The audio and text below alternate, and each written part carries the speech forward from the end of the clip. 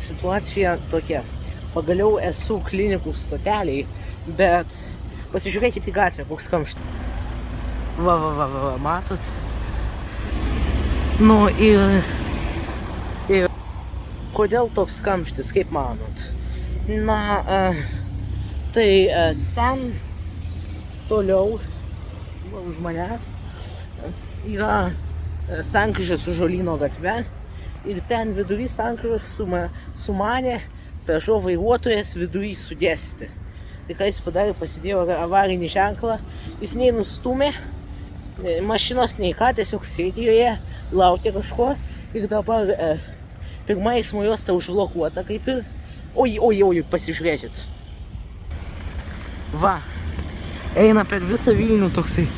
Tai vidury sankryžos ir čia nėra jau taip blogai, jis gali pastumti į Žolyno gatvę, gali nustumti, gali viską padaryti, bet ne, jis ten, aš iš vis nelabai žiūrėjau jo, gal ten jis yra, bet aš ilgai nežiūrėjau į tą vaizdą, bet nu žodžiu, Peugeot vairuotojas su savo legendinė nuostabia, labai patikima prancūziška mašina vidury sankryžos sugedo.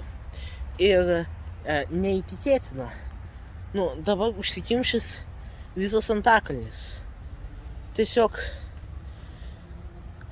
tiek žmogiškojo durnumo reikia, kad pirktumėt Peugeot.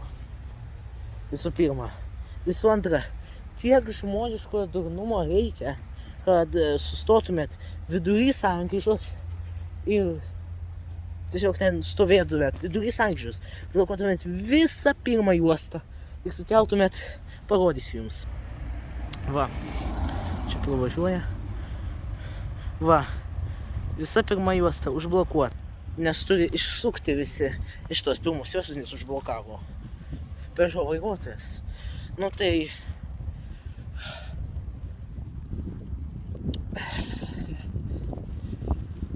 aš galvoju, aš stoviu tam kamštį, galvoju, kodėl čia toks kamštis? Niekada į šitą pusę nebūdavo. Ar čia šviesoforas taip? Nu, ne, Peugeot vairuotojas. Negaliu patikėti. Nu, ką? Tai tiek. Peugeot vairuotojai yra kvaili.